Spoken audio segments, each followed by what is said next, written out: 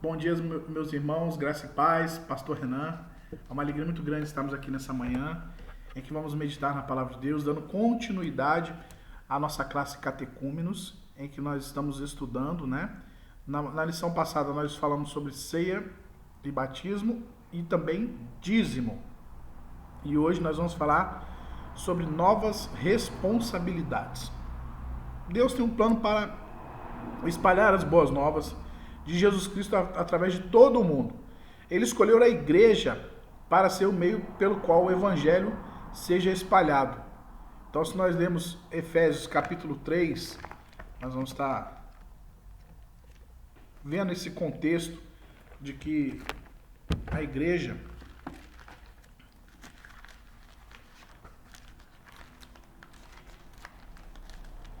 Efésios capítulo 3, a partir do verso 7, diz assim, do qual fui feito ministro pelo dom da graça de Deus, que me foi dado segundo a operação do seu poder. A mim, o mínimo de todos os santos, me foi dada essa graça, de anunciar entre os gentios, por meio do evangelho, as riquezas incompreensíveis de Cristo, e de demonstrar a todos qual seja a dispensação do mistério, que desde os séculos esteve oculto em Deus, que tudo criou.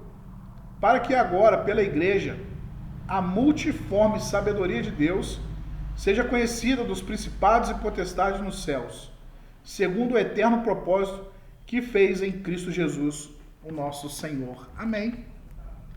Então a igreja tem uma função importante de ser sinalizadora do reino de Deus, anunciadora das boas novas de Cristo Jesus. Então, o plano de Deus para espalhar o evangelho cabe à igreja.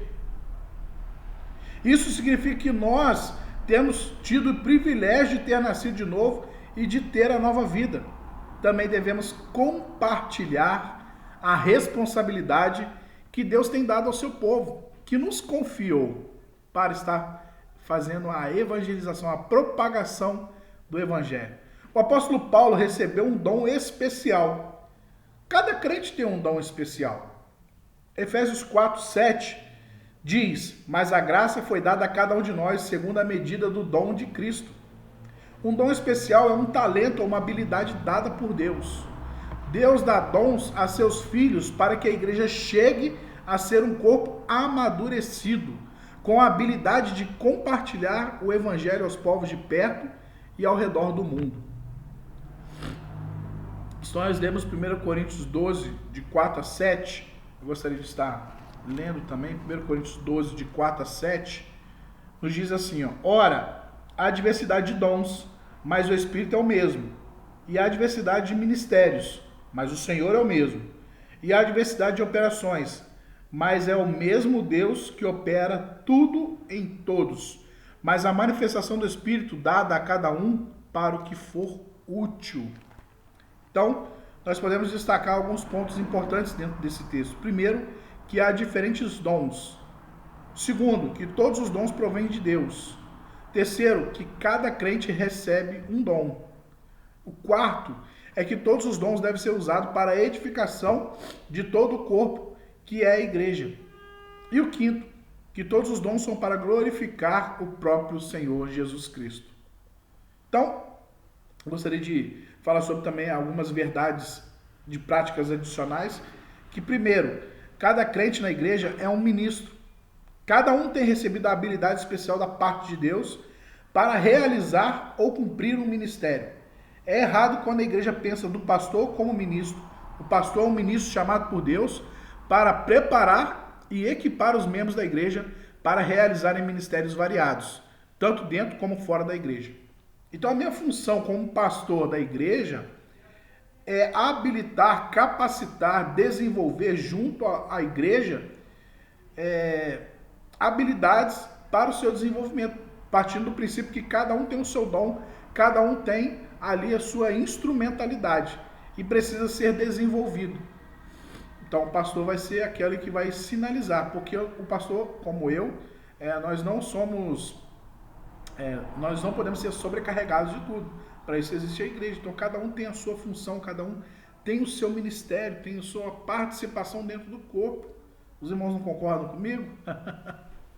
Segundo, o Novo Testamento fala de várias posições na igreja, como pastores, diáconos, porém a ênfase está sobre a função ou tipo de trabalho. Os títulos religiosos que elevam e honram a pessoa não são usados no Novo Testamento. Paulo é chamado como pastor Paulo ou reverendo Paulo. Nunca foi. Nem tampouco Pedro, Tiago ou João. O título religioso mais comum era irmão, e essa palavra glorifica o nome de Cristo, porque ele é quem faz o possível tudo isso. Jesus condena o uso de títulos religiosos. Da mesma maneira, nós também devemos fazê-lo. Mas na igreja do Novo Testamento, todos somos irmãos, sem importar que posições ou dons tenham. O título mais alto de respeito que podemos dar uns aos outros é irmão. Se nós estudarmos sobre eclesiologia, nós vamos ver que os oficiais da igreja são o pastor e o diácono. Cada um tem a sua função. O autor aqui vai nos explicar sobre a importância da nossa fraternalidade, de sermos irmãos. Então, o título muitas das vezes estão sendo mal utilizados, né? Nós não podemos ficar idolatrando pessoas, né? O pastor fulano de tal, o diácono tal, são respeitados as suas funções, né? Mas os títulos ao qual são dados, eles têm que ser honrados, porque a minha função como pastor é servir, porque o meu pastor, o sumo pastor Jesus Cristo, me ensinou isso, a servir, não ser servido, tá bom? Terceiro ponto, há uma variedade de dons e talentos, mas um só Senhor e uma só irmandade. Deus sabia que poucos líderes religiosos não poderiam levar avante a tarefa de espalhar o evangelho a todas as nações, que era o seu plano. No entanto, esse plano envolve todo crente. Cada crente tem um dom para ser usado na igreja. Então você, meu irmão, minha irmã, tem um dom para ser desenvolvido dentro do seio da igreja, dentro do corpo do Senhor. Então deixe isso aflorar, desenvolver. Se o irmão estiver precisando de alguma ajuda, orientação, podemos fazer isso. Mas eu peço que ore ao Senhor, pedindo discernimento, sabedoria, para desenvolver esse dom. Não esconda esse dom. É a nossa responsabilidade. Para completar essa responsabilidade de Deus, Ele dá a cada um de nós o dom, uma habilidade especial. Essa é a nossa responsabilidade. Encontrarmos na igreja primitiva, neotestamentária, que o testemunhar era uma parte básica da igreja. Nós precisamos dar testemunho. Então, quando eles foram ameaçados de ir para a cadeia, Pedro e João lhe disseram: por que não podemos deixar de falar do que vemos, do que temos visto e ouvido? Atos 4:20. Se nós notarmos bem a importância da oração nos versículos que temos acompanhado, nós vamos observar essa aplicação de toda a força a Jerusalém. Mas os que andavam dispersos iam por toda parte, anunciando a palavra. Atos capítulo 8. Hoje nós também vamos fazer menção a esse texto, com o tema qual tem sido sua identidade no culto. E nós vamos ver que em Atos 8:1 vai falar: e todos foram dispersos pelas terras de Judéia e Samaria. Mas porém eles vão ser dispersos, mas não vão deixar de pregar o evangelho. Então, do exemplo que a igreja primitiva deu para que aprendêssemos. Primeiro, o poder veio depois da oração. Segundo, o poder veio do Espírito Santo. Terceiro, e todos os crentes estavam ativos para testemunhar. Paulo foi enfático quando falou sobre a responsabilidade de testemunhar. Paulo também fala sobre a nova responsabilidade dos crentes. Então, ele vai dizer que todo crente tem uma responsabilidade básica para participar do plano de Deus, que é compartilhar as boas novas ao mundo. Uma igreja que não esteja participando em anunciar as boas novas não tem razão para existir, não é verdade? O próximo tópico vai dizer como pode uma igreja participar e espalhar o evangelho em todas as nações. Uma maneira de fazer é através do esforço cooperativo, como com as outras igrejas, como a nossa. Existe um programa de alcance de missões. Então, na nossa igreja, né, nós temos a nossa associação, a IBRAM. Nós temos também a Convenção Batista Fluminense e a Convenção Batista Brasileira. Também nós temos os braços das convenções, que são a Junta de Missões Nacionais, a Junta de Missões Mundiais. Também temos as missões estaduais e as missões locais.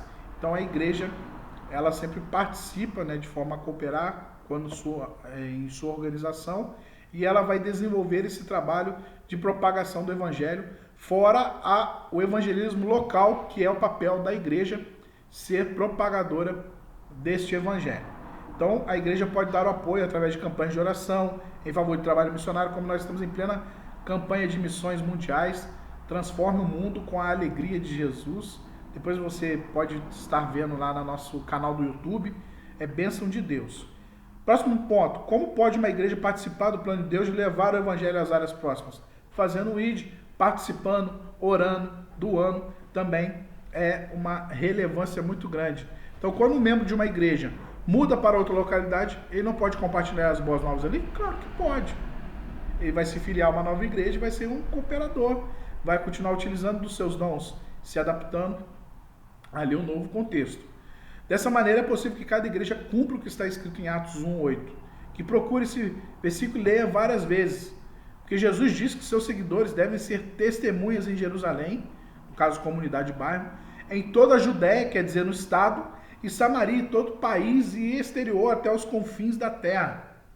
Então seria possível que Jesus desse ensino à sua igreja fosse irracional. Ele sabia que cada igreja poderia começar no lar e também alcançar outras nações com as boas novas. Então, nós podemos compartilhar as boas novas com nossos amigos, com os nossos colegas, com os nossos vizinhos e em toda a nossa comunidade? Claro que podemos.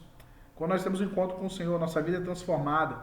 Nós agora fazemos parte do corpo, nós somos um propagador, então começamos fazendo isso dentro da nossa casa, dentro da nossa vizinhança, também no nosso trabalho, na nossa escola, na faculdade, em todos os setores que nós podemos e temos a oportunidade, nós temos que falar do amor de Jesus. Então não deixe de fazer isso, queridos, porque Jesus no início do seu ministério convidou André para segui-lo e André o seguiu. E André se converteu e se tornou um discípulo de Jesus e foi anunciar as boas novas ao seu irmão Filipe. Quando esse também soube de Jesus, foi também compartilhar as boas novas com seu amigo Natanael. E isso foi um chamando o outro, e foi tomando aquela proporção.